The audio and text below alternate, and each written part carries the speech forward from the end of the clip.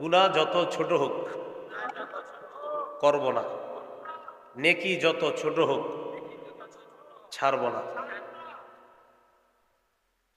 রাসূলুল্লাহ সাল্লাল্লাহু আলাইহি সাল্লামের সাহাবী আব্দুল্লাহ ইবনে মাসউদ রাদিয়াল্লাহু তাআলা আনহুর বর্ণনা, সহিহ বুখারীর বর্ণনা ৬৩০৮ নম্বর হাদিস।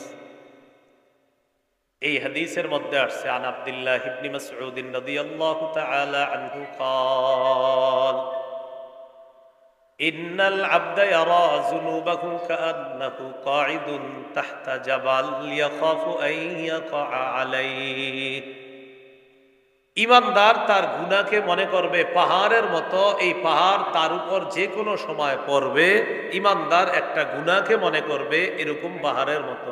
ঈমানদার গুনাহ করার আগে চিন্তা করবে আমার উপরে বিশাল বড় একটা পাহাড়, এই পাহাড়টা আমার উপরে এখনই পড়তে পারে।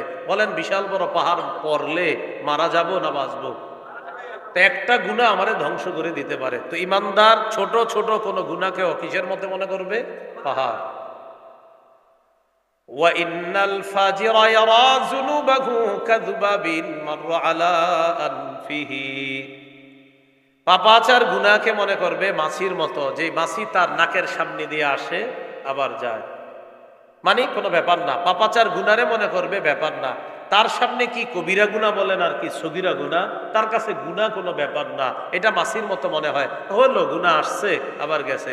অর্থাৎ বড় গুনাহ করান আর ছোট গুনাহ করান, ওর কাছে গুনাহ কোনো ব্যাপার না। আর ঈমানদারের কাছে ছোট একটা গুনাহ পাহাড়।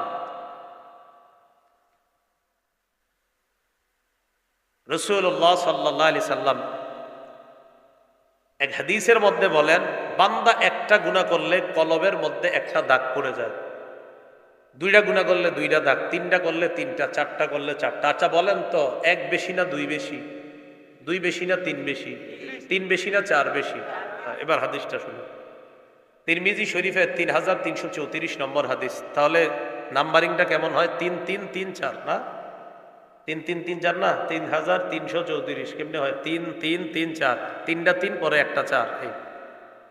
এই হাদিসের বর্ণনাকারী আবু হুরায়রা রাদিয়াল্লাহু তাআলা তিনি বলেন, ক্বালা রাসূলুল্লাহ সাল্লাল্লাহু আলাইহি ওয়াসাল্লাম ইন্নাল আবদা ইযা আখতাআ খাতিআতান নুকিতাত ফি কলবিহি নুকতাতুন সাওদা। বান্দা যখন একটা গুনাহ করে তার অন্তরের মধ্যে কালো দাগ পড়ে যায়, ফাইযা হুয়া নাযা ওয়াস্তাগফারা ওয়া তাবা সুকিলা কলবুহু। গুনাহ করার পর বান্দা যখন গুনাহ থেকে ফিরে আসে, আল্লাহর কাছে ক্ষমা প্রার্থনা করে আর তওবা করে, সুকিলা কলবুহু, তার কলবটা গুনাহ মুক্ত হয়ে যায়, তার কলব আবার সাদা হয়ে যায়। গুনাহ করলে কালো দাগ পড়ে, গুনাহ ছাড়লে কলব আবার সাফ হয়ে যায়। এবার দেখেন, গুনাহ আপনি ছাড়েন নাই, গুনাহ করছেন ছাড়েন নাই, আবার করছেন ছাড়েন নাই, আবার করছেন, আজকে করছেন, কালকে করছেন, পরের দিন করছেন। নবীজি বলেন, ওয়া ইন আদা, বান্দা যদি বারবার গুনাহ করে, জিদা হাত্তা তালু কলবা, গুনাহ করতে করতে বান্দা এমন হয়ে যায় তার কলবের উপর কালো দাগ পড়তে পড়তে এক পর্যায়ে কালো দাগ সমূহের নিচে কলব ঢাকা পড়ে যায়। ছোট্ট কলবের উপর এক দাগ, দুই দাগ, অসংখ্য কালো দাগে এই কলবটা তখন ঢাকা পড়ে যায়। আল্লাহ বলেন, কাল্লা বাল রানা আলা কুলুবিহিম মা কানু ইয়াকসিবুন। নবীজি বলেন, শোনো, কোরআনে আল্লাহ বলছে তারা তাদের কৃতকর্মের কারণে তাদের অন্তরের উপর মরিচা পড়ে গেছে, জং ধরে গেছে। নবী বলেন, জানো কলবের উপর জং ধরে কিভাবে? বান্দা একটা গুনাহ করে, এটা আবার করে, এটা আবার করে, এটা আবার করে, তওবা করে না। গুনাহ করতে করতে এত কালো দাগ পড়ে, এক পর্যায়ে পুরা কলবটা কালো দাগের নিচে চলে যায়, তখন কলব আর দেখা যায় না। এরকম কালো দাগের নিচে কলব চলে যাওয়ার পর কোন বান্দা যদি আল্লাহর সামনে যায়, আল্লাহ তার দিকে রহমতের দৃষ্টি দিবে না। তাহলে বলেন তো কি? আবার শুরু থেকে ছোট গুনাহ আর ছোট ভালো কাজও ছাড়বো না ইনশাআল্লাহ। বেরো তুই, আর ঘরে আসবি না। মাঝে মাঝে কয় না এরকম, পাল্টা আবার যায় না মারতে, হ্যাঁ দেখবো না। আরে আপনার আব্বা আম্মা আপনারা ছাড়া থাকবো নাকি? আজকে বের করে দিছে, 2 দিন পরে মা কান্দা শুরু করবো, বলবো এরা আইনা দেন, নাইলে আমি খাবো না। পরে বাপ আপনার গিয়ে খুঁজতে খুঁজতে বের করে নিয়ে আসবে। কারণ আপনার আম্মা ওই দিন কইছে যা তুইও ঘর থেকে বেরো, তোরা আমি দেখতে চাই না। একটু পরে শুরু হয়ে গেছে, বাপেরে কয় ওরে কই পাঠাইছেন, কই আছে, একটু খুঁজে নিয়ে আসেন। এই জন্য মা বাবা প্রথমে কখনো রাগ করলে পাল্টা কোনো রিয়েকশন করেন না, আস্তে রাগটা মেনে নিয়েন। ইনশাল্লাহ দেখবেন যদি রাগ ভুল হয় আল্লাহ বুঝ দিয়ে দিবে। রাসূলুল্লাহ সাল্লাল্লাহু আলাইহি সাল্লাম বলেন, তোমার মা বাবা যদি ঘর থেকে বের করে দেয়, সম্পদ থেকে বের করে দেয়, তাও মা বাবার নাফরমানি করবা না। সম্পদ থেকে আমনেরই বের করলে সম্পদ কারে দিব? আরে আমনেরই তো দিব, বের করবে না ইনশাল্লাহ। 3 নাম্বার, ওয়ালা তাতরুকান্না সালাতান মাকতুবাতান মুতাআম্মিদা। এটার অনুবাদটা শোনার পর আমার সাথে একটা ওয়াদা করতে হবে। মুআজ ইচ্ছাকৃতভাবে এক ওয়াক্ত ফরজ নামাজ ছেড়ে দিবা না। কয় 5 ওয়াক্ত না 1 ওয়াক্ত? ইচ্ছাকৃতভাবে 1 ওয়াক্ত নামাজও ছাড়বা না। ফাইন্না মান তারাকা সালাতান মাকতুবাতান মুতাআম্মিদান, কেউ যদি ইচ্ছাকৃত 1 ওয়াক্ত নামাজ ছেড়ে দেয়, ফাকাদ বারিআত মিনহু জিম্মাতুল্লাহ, তার থেকে আল্লাহর জিম্মা উঠে যায়, দায়িত্ব উঠে যায়। যা তোর যেমন চাই। 1 ওয়াক্ত ফরজ নামাজ ইচ্ছাকৃতভাবে ছেড়ে দিবা না। প্রিয় ভাইয়ারা, ফরজ বলছে না ফজর? ফরজ, ফজর তো ছাড়ি, তো ছেড়েন না, নামাজ ছেড়েন না, আল্লাহর রাস্তায় নামাজ ছেড়েন না, নামাজ পড়েন। নামাজ ছেড়ে দিয়েন না, নামাজ পড়েন। মেহেরবানি করে নামাজ ছেড়ে দিয়েন না। যাইতে যাইতে ঢাকা যদি কখনো 4টা হয়ে যায়, বিশ্বাস করেন বয়ে থাই চুপচাপ, জানি যে ঘুমাই গেলে উঠতার না, এরপরে ফজরটা পড়ি, পড়ে ঘুমাই। ফজর নামাজ, ফরজ নামাজ তো ছাড়বে না, বিশেষ করে আমাদের ফজরটাই সমস্যা হয়। ছেড়ে দিয়েন না, নামাজ ছেড়ে দিয়েন না। আল্লাহ বুঝার তৌফিক দান। তাহলে 3 নাম্বার, 1 ওয়াক্ত ফরজ নামাজ ইচ্ছাকৃতভাবে ছেড়ে দিবা না। 4 নাম্বার, ওয়ালা তাশরাবান্না খামরা, মদ পান করবা না। ফাইন্নাহু রাসু কুল্লি ফাহিশা, মদ সমস্ত অশ্লীলতার মূল। মদ দ্বারা উদ্দেশ্য মাদক দ্রব্য যত আছে, ইয়াবা, বাবা, গাঁজা যা আছে সব খাওয়া যাবে না। কি যা বলেন? কি যা? হ্যাঁ, এটা চিনেননি? আর এটা চিনে গ্রামগঞ্জের মানুষ ভালো করে জানি, ওই এখানে সেখানে বসে টানে। এ হলো 4 নাম্বার। 5 নাম্বার, ওয়া ইয়াকা ওয়াল মাসিয়া, নাফরমানি থেকে বাঁচো। ফাইন্না বিল মাসিয়াতি হাল্লা সাখাতুল্লাহ, নাফরমানির কারণে আল্লাহর গজব আসে। বলেন আমার সাথে, বলেন নাফরমানির কারণে আল্লাহর গজব আসে। তাহলে আমরা নাফরমানি করব না ইনশাআল্লাহ। 6 নাম্বার, ওয়া ইয়াকা ওয়াল ফিরার বিনাজ জাহফি ওয়া ইন হালাকান নাস। মুআজ, জিহাদের ময়দানে সবাই মারা গেলে তুমি পালায়া যাবে না। আমরা যদি আল্লাহ কখনো সুযোগ দেয় জিহাদে যাওয়ার, ইনশাআল্লাহ যাব। যাওয়ার পর রাসূল বলছে সবাই মারা গেল, তুমি পালিয়ে যাবে না মুআজ। 7 নাম্বার, ওয়া ইযা আসাবান নাস মুতানুন ওয়া আনতা ফীহিম ফাসবুত। মুআজ, কোন এলাকায় যদি মহামারী লাগে আর ওই এলাকায় যদি তুমি থাকো, মহামারীর ভয়ে এলাকা ছেড়ে পালিয়ে যাবে না, তুমি সেখানেই থাকবা। বুখারীর বর্ণনা আছে, মহামারী কবলিত এলাকার মানুষ বাহিরে যাবে না, বাহিরের মানুষ মহামারী কবলিত এলাকায় ঢুকবে না। করোনার সময় এই নিয়ম করছে না? এই নিয়মটা আমার নবী 1500 বছর আগেই করে গেছে। এই নিয়মের জন্য কাউকে যদি নোবেল দিতে হয়, আমার নবীরই দিতে হবে। তারে দিবে। এই নিয়ম তো অবিকল, একটু এদিক সেদিক না, এই নিয়মটাই নবী বলে গেছে 1500 বছর আগে। বিজ্ঞান গবেষণা করে এখন বাইর করছে মহামারী কবলিত এলাকার কেউ বাহিরে যাবে না, বাহিরের কেউ এখানে আসবে না। বিজ্ঞানকে জানায় দিবেন, আমগো নবী এটা সহজভাবে 1500 বছর আগে বলে গেছে। কেমন নবী আমাদের, কেমন ধর্ম আমাদের, এরপর আপনারা বুঝেন না, আপনারা অন্যদিকে খালি দৌড়ান। 8, 9, 10 নাম্বারটা অভিভাবকরা মন দিয়ে শোনেন। 8 নাম্বার, ওয়ানফিক আলা ইয়ালিকা মিন তাওলিক। মুআজ, তুমি তোমার পরিবারের উপর সামর্থ্য অনুযায়ী খরচ করবা।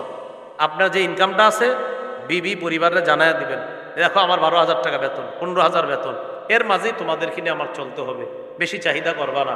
সন্তান যারা আছেন, আপনি তো জানেন আপনার বাপটার ইনকাম 12,000, 15, 20,000, আপনার চাহিদাগুলোও এই রেঞ্জের মধ্যে থাকা উচিত, যে আমার বাবার তো ইনকাম বেশি নাই, যেই পরিমাণ ইনকাম এর মধ্যেই যেন আমার চাহিদাটা থাকে। হঠাৎ আপনি বললেন, আব্বা আপনি আমারে ওই ফোনটা না দিলে আমি এইচএসসিতে ভর্তি হব না, দাম আছে ওইটার 35,000, আচ্ছা বেটার বেতনই আছে 15,000, আর পুরা পরিবারটা নিয়ে চলতেছে, এখন কি করবে বলেন? বাধ্য হয়ে ছেলের দিকে তাকায়া এই বেচারা সুদের কারবারে হাত দেবে। বাবারে বাধ্য করেন না এটা।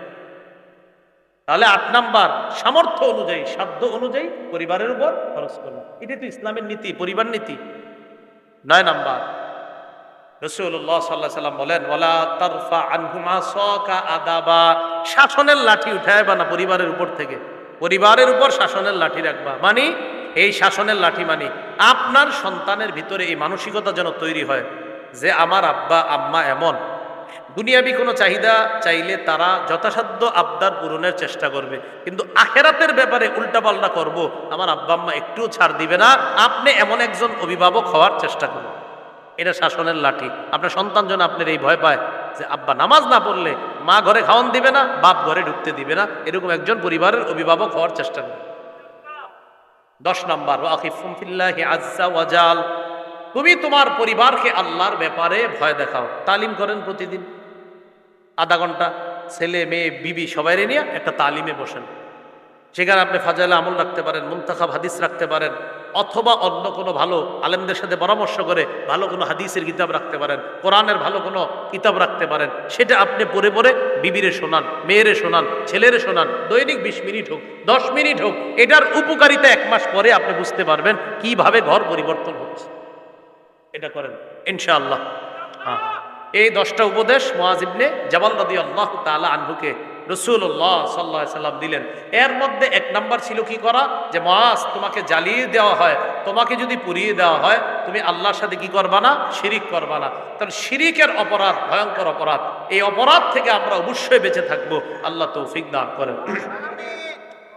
শিরিকের অপরাধ রাসূলুল্লাহ সাল্লাল্লাহু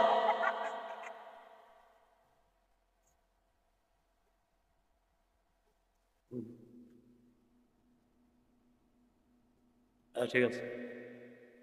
তো শিরিকের যে অপরাধটা, রাসূলুল্লাহ সাল্লাল্লাহু আলাইহি সাল্লাম প্রায় হাদিসের মধ্যে যখন গুনাহের আলোচনা করছেন, প্রায় হাদিসে গুনাহের আলোচনা শুরুই করছেন শিরিক দিয়া। তাহলে আসেন আগের কথায়, ছোট গুনাহ করব না, আর বড় গুনাহ না স্বপ্নও দেখব না। করবেন তো দূরে, যে হুজুর এটা যাতে স্বপ্নেও না দেখি। ছোট গুনাহ করব না, আর বড় গুনাহ যে আল্লাহর কাছে দোয়া করবো, আল্লাহ এটা যাতে স্বপ্নেও আমি না করি, শিরিক যেন আমি স্বপ্নেও না করি। কি মনে থাকবেন ইনশাআল্লাহ?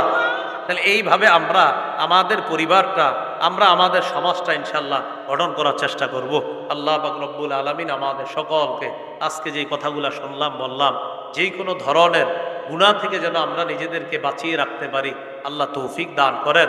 আমাদের পরিবারের আমাদের যতগুলো সদস্য আছে সবাইকে গুনাহের ব্যাপারে অবগত করে তাদেরকে বুঝানো, গুনাহ করা যাবে না, গুনাহ মুক্ত হয়ে যেন কবরে যেতে পারি, গুনাহ মুক্ত হয়ে যেন কিয়ামতের মাঠে দাঁড়াইতে পারি। আল্লাহ যেইভাবে আজকে রহমতের চাদরে এখানে আনছেন, এইভাবে রহমতের চাদরে করে যেন আল্লাহ আমাদেরকে পুল সিরাত পার করে দেয়। আল্লাহ কবুল করেন, আমিন।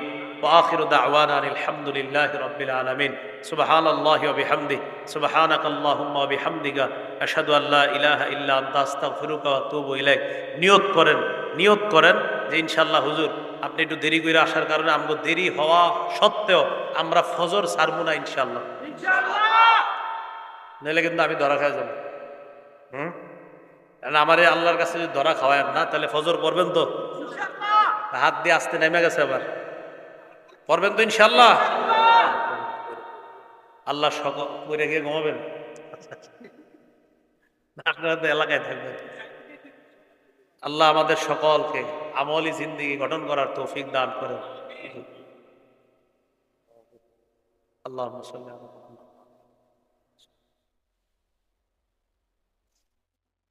আলহামদুলিল্লাহি রাব্বিল আলামিন ওয়া আকিবাতুল লিল মুত্তাকিন والصلاة والسلام على سيد الأنبياء والمرسلين وعلى آله وأصحابه أجمعين ربنا ظلمنا أنفسنا وإن لم تغفر لنا وترحمنا لنكونن من الخاسرين رب ارحمهما كما ربياني صغيرا رب ارحمهما كما ربياني صغيرا ربنا لا تزغ قلوبنا بعد إذ هديتنا وهب لنا من لدنك رحمة إنك أنت الوهاب ربنا اغفر لي ولوالدي وللمؤمنين يوم يقوم الحساب اللهم إنا نسألك الجنة ونعوذ بك من النار اللهم إنا نسألك الجنة ونعوذ بك من النار ربنا لا تزغ قلوبنا بعد إذ هديتنا وهب لنا من لدنك رحمة إنك أنت الوهاب আল্লাহ আমাদেরকে আপনি মাফ করে দেন। আল্লাহ এই মাহফিলকে আপনি কবুল করেন। আল্লাহ জিন্দেগীর সব গুনাহ খাতাগুলো মাফ করে দেন।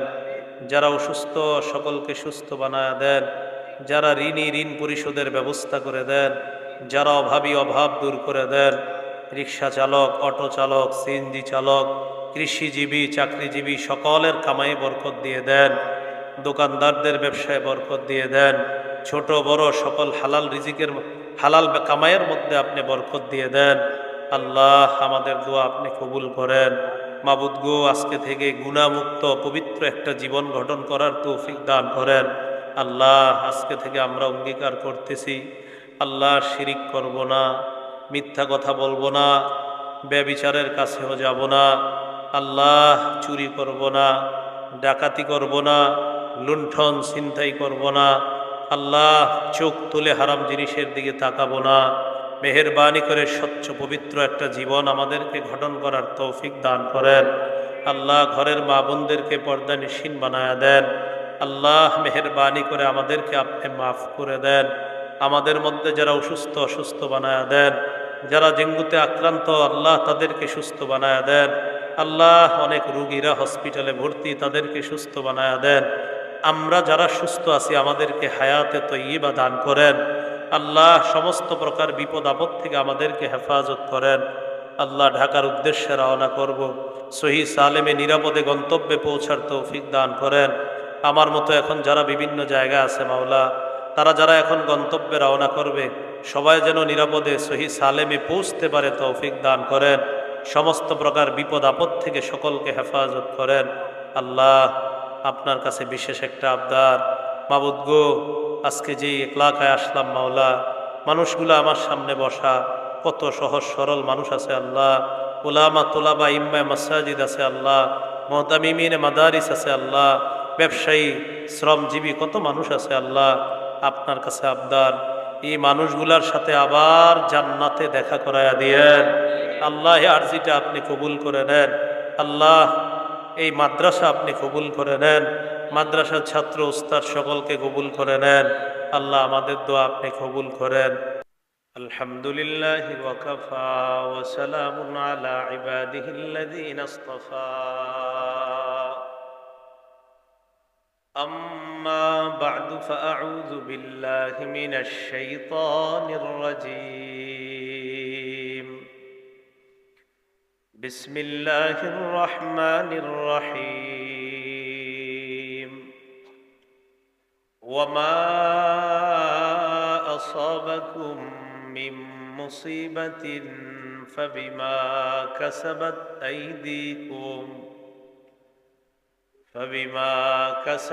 আইদিকুম ওয়া ইয়াফু আন কাসীর।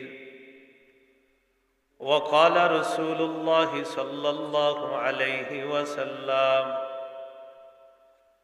إن العبد إذا أخطأ خطيئة نكتت في قلبه نكتة سوداء فإذا هو نزع واستغفر وتاب سقل قلبه وإن عاد زيد حتى تعلو قلبه وهو الران الذي ذكر الله كلا بل ران على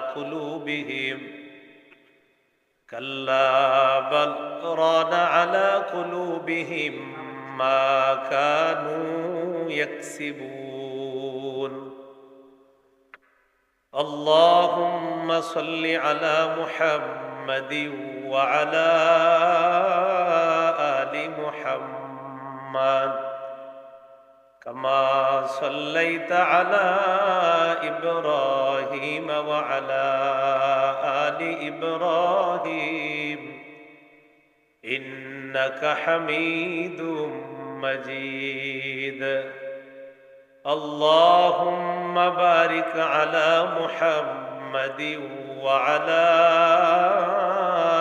آل محمد كما باركت على إبراهيم وعلى آل إبراهيم إنك حميد مجيد. اللهم إني أعوذ بك من شر لساني وشر سمعي وشر بصري وشر مني মার্কাজুত তাহফিজ হিফজুল কোরআন মাদ্রাসা ও এতিমখানা হাঁসের খোলা ভূঁইয়াবাড়ি পাঁচপুকুরিয়া দাউদকান্দি কুমিল্লার উদ্যোগে আয়োজিত বার্ষিক ইসলাহি মাহফিলের গুরুত্বপূর্ণ আলোচনা পেশ করেছেন মুফতি মুফিজুল ইসলাম সাহেব, মুফতি আব্দুল মান্নান উসমানী সাহেব, মুফতি মাহমুদ হাসান রব্বানী। আজকে মাহফিলের সম্মানিত সভাপতি জনাব মোহাম্মদ ইউসুফ সরকার সাহেব, ব্যবস্থাপনা পরিচালক সরকার গ্রুপ, সহ সভাপতি জনাব মোশাররফ হোসেন ব্যাপারী, বিশিষ্ট শিল্পপতি পরিচালক সেকান্দার গ্রুপ, জনাব মোহাম্মদ আজিজ মোল্লা সাহেব, বিশিষ্ট ব্যবসায়ী মালয়েশিয়া। উপস্থিত হযরত উলামায়ে কেরাম, মুসলমান ভাইয়েরা, পর্দার আড়ালে অবস্থানরতা মা বোনেরা, আল্লাহ পাক রব্বুল আলামিনের দরবারে শুকরিয়া আদায় করছি। আল্লাহ আমাদেরকে এই ইসলাহি মাহফিলে উপস্থিত হওয়ার তৌফিক দান করেছেন বলে আলহামদুলিল্লাহ। আমি আপনাদের সামনে সূরা শুরার 30 নম্বর আয়াতে কারিমা তেলাওয়াত করলাম, 25 পারার 30 নম্বর আয়াত। এই আয়াতে আল্লাহ পাক রব্বুল আলামিন গুরুত্বপূর্ণ একটা বিষয় সম্পর্কে আলোচনা করেছেন। আলোচনা শুরুর আগে একটা কথা আমরা মনে রাখব। বুখারী শরীফের 34 নম্বর হাদিসে রাসূলুল্লাহ সাল্লাল্লাহু আলাইহি সাল্লাম বলেন, আরবাউন মান কুন্না ফীহি কানা মুনাফিকান খালিসা। কোন ব্যক্তির মাঝে যদি 4টা বিষয় একসাথে থাকে সে খাঁটি মুনাফিক। কয়টা? একসাথে থাকে। 1 নাম্বার ইজা তুমিনা খানা, আমানত রাখলে আমানতের খেয়ানত করে। 2 নাম্বার ইজা হাদ্দাসা কাযাবা, কথা বললে মিথ্যা বলে। 3 নাম্বার ইদা আহাদা গাদারা, ওয়াদা করলে খেলাফ করে। 4 নাম্বার ইদা খাসামা ফাজারা, ঝগড়া লাগলে অশ্লীল কথা বলে। মুসলমানের মাঝে ঝগড়া হইতেই পারে, দুইজনের কথা কাটাকাটি, কিন্তু অশ্লীল কথা বলে। নবীজি বলেন এই 4টা একসাথে থাকলে খাঁটি মুনাফিক। ওমান কানাত ফিহিন্না খাসলাতুম মিনহুন্না, কারো মধ্যে যদি 4টার একটা থাকে। ওমান কানাত ফিহি খাসলাতুম মিনহুন্না, কারো মধ্যে যদি 4টার একটা থাকে। কানাত ফিহি খাসলাতুন, তার মধ্যে মুনাফিকদের একটা স্বভাব আছে। কানাত ফিহি খাসলাতুম মিনান নিফাক, একটা থাকলে মুনাফিকের একটা স্বভাব, আর একসাথে 4টা থাকলে খাঁটি মুনাফিক। আমার একটা বিষয়, সেটা হলো আমি যদি কখনো কাউকে ওয়াদা দিই, তো আমি যদি মারা না যাই তো বুঝবেন যে আমি সেখানে যাবই, এটা নিশ্চিত থাকবেন। হ্যাঁ, ইনশাআল্লাহ। এটা হলো প্রথম কথা। এই জন্য আমি কোনো রিক্সা চালককে ওয়াদা করলেও পৃথিবীর যে কেউ, কাবা শরীফের ইমামও আমার সেই ওয়াদা খেলাফ করাতে পারবেন যে আপনি ওইটা ছাইরা আমাদের এখানে আসেন, অসম্ভব। এই কারণে আমাকে বাংলাদেশ অনেকে দেখতেও পারে না, শুধু এই কারণে যে আমি কেন আরেকটা খেলাফ করে তাকে দেই না, এই কারণে অনেকেই দেখতে পারেন না আমাকে, সত্যি কথা। তো এই জন্য এই বিষয়টা মাথায় রাখবেন সবসময়। যদি আমি বলে ফেলি কখনো, আমি ইনশাল্লাহ যাবই, যেইভাবে হোক আমি যাবই, যে বৃষ্টি হোক, ঝড় ঝাপটা যা হোক, আমি যাবই। এটা যদি দেই, আর যদি না দিই তো আমারে মরে গেল আপনি মানে বলাইতে পারবেন না যে আসেন। আমি যদি বলি না যাবো না, আপনি 14 গোষ্ঠী মিলেও আমার আনাইতে পারবেন না। কিন্তু যদি বলে ফেলি যাব, তো ইনশাল্লাহ আমি যাবই, এটা নিশ্চিত থাকবে। এর মাঝে যদি আল্লাহ প্রদত্ত কোনো কিছু এসে যায় সেটা ভিন্ন কথা। আসার পথে এক জায়গায় একটা ট্রাক ঢুকছে, চিপা রাস্তা। এখন এই ট্রাক যাইতে গেলে আমাদের গাড়ি যেতে পারবে না, আর আমাদের গাড়ি গেলে ট্রাক যেতে পারবে না। ওই মুহূর্তে 2 জনের একজন অন্য কোথাও যেতে হবে, যদি কেউ যেতে হয় ওপাশ। তো আমাদের গাড়িটাই আপনার আরেক রাস্তায় ঢুকছে ট্রাককে যাওয়ার জন্য। তো ট্রাক যেতে দেওয়ার জন্য আমাদের গাড়ি আরেক জায়গায় যেতে হয়েছে। মানে ওই রাস্তায় 2টা গাড়ি একসাথে যেতে পারবে না, হয়তো ট্রাক যেতে হবে, না হয় গাড়ি যেতে হবে। সেখানে লম্বা একটা সময় চলে গিয়েছে।